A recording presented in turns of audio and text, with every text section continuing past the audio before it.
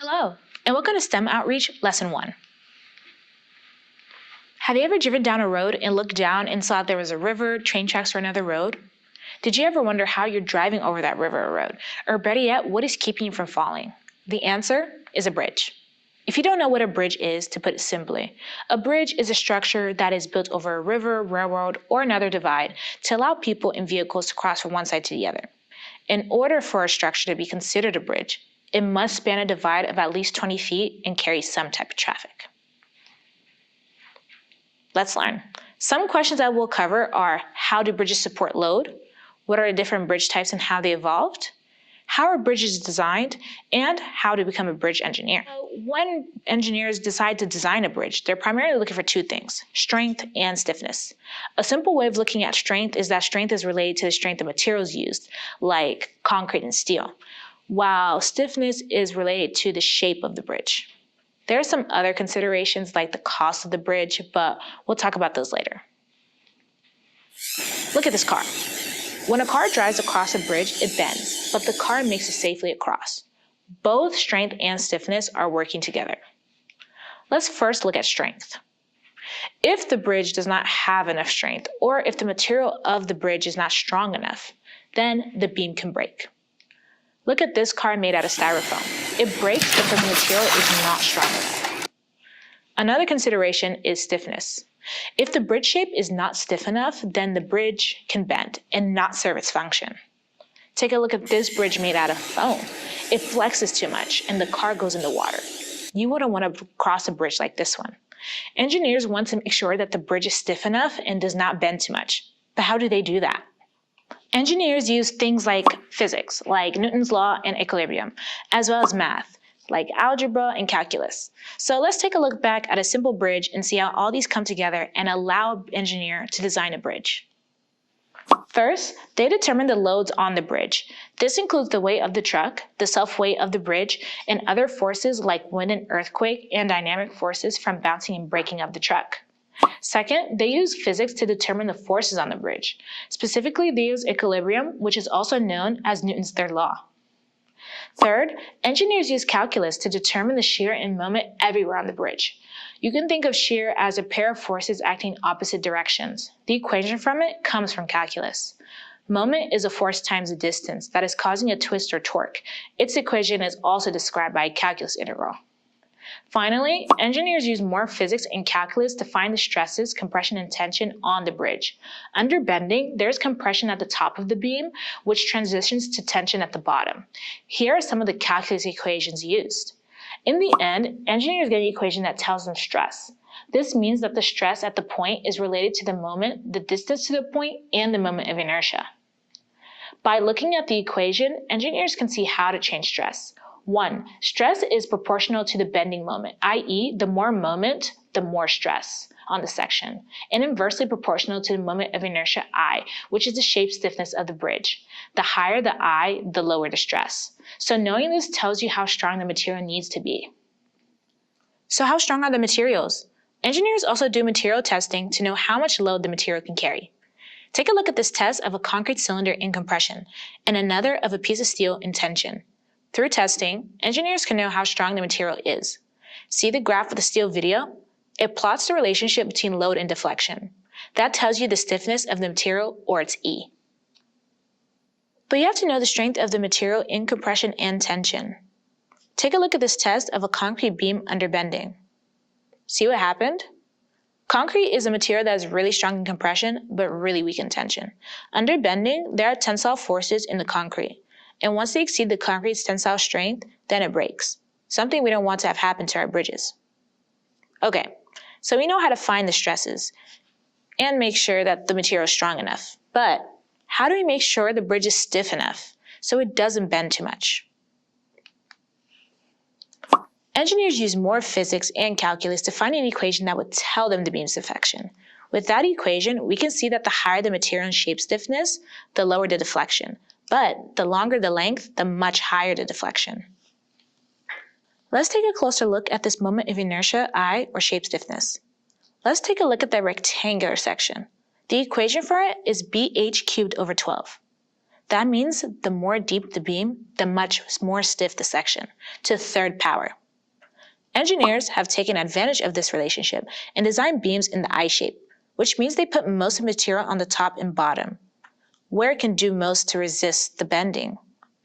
This makes the beam cheaper and lighter. Take a look at these videos. Each shows testing of a rectangular piece of steel of the same size, but oriented in different directions. Which do you think bends the least under the same amount of load? The stiffness of the material is important too. You couldn't build a bridge out of foam. Remember that video of the steel tension test? Engineers used the load and deflection results to find the stress-strain diagram. The slope of the linear portion is the Young modulus or the material stiffness. More complicated bridges use the same theories, just use more math and computers to solve them. Engineers use analysis programs to find the compressive and tensile forces in a bridge as well as the deflections. Take a look at this image that shows the stresses as colors in the bridge. The compression is in red and the tension is in blue. Or this image that shows the forces as little arrows. This tells engineers how much stress is in the bridge. It can also tell how much the bridge is bending. Engineers can check the stresses against the material strength and bending against the allowable limit and know if the bridge will work. Okay, let's look at the different bridge types, how they work, and how they evolved. First up, we have the beam bridge. This is just a simple beam or girder bridge crossing a river, road, or another divide. The earliest bridges used strong and stiff element like tree trunk or stone slab as a way to cross. These were not really engineered, rather people just used what they had on hand. So, how do we make our modern bridges? Well, engineers use all those equations that we were just talking about to make sure that the bridge is as strong as possible while also being the most cost effective. So, let's take a look at the most common type of concrete bridge, pre-stressed concrete. Engineers want to make sure that the shape stiffness, I, is as high as possible, so they use the I shape in the girder. So how does pre-stressing work? First, a tendon is stretched and anchored by the pre-stressing bed. The force can be as much as 6 million pounds.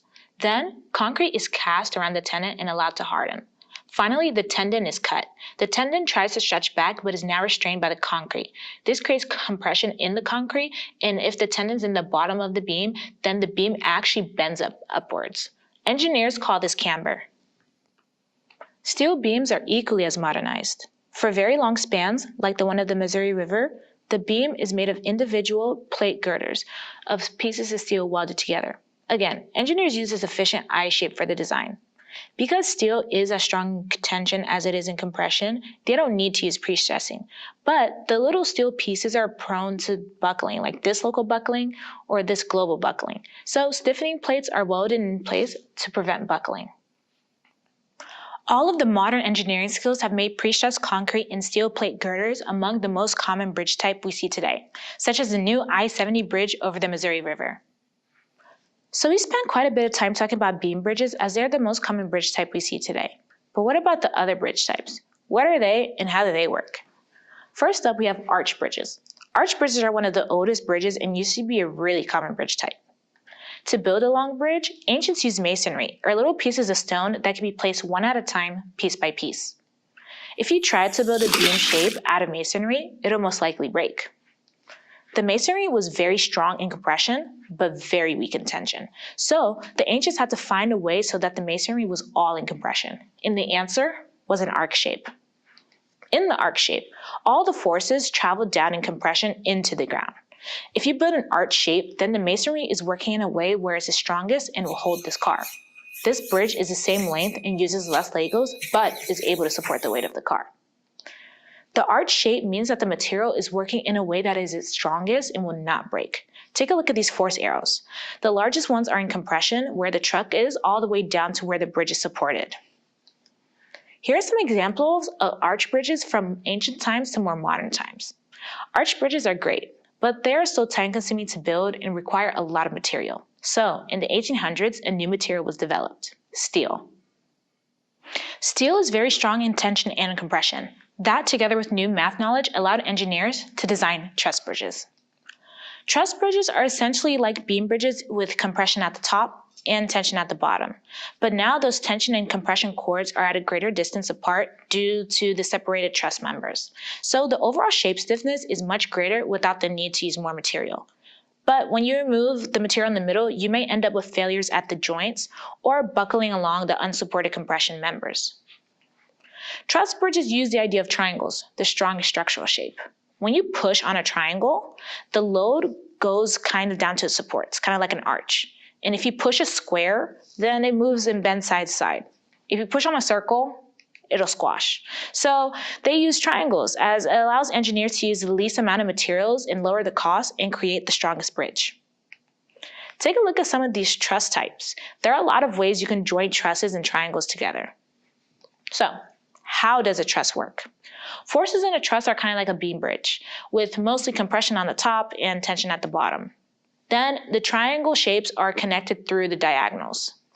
Working all together, the truss can resist more load while using less material than a beam or an arch bridge. Take a look at this animation of a truss bridge. Under its own weight, there's a lot of compression, red, and tension in blue. When the truck drives over, the forces increase, but the members are strong enough to resist the loads so the bridge stays up. If the members are smaller, the bridge may collapse like this. Take a look at some of these actual truss bridges in Missouri.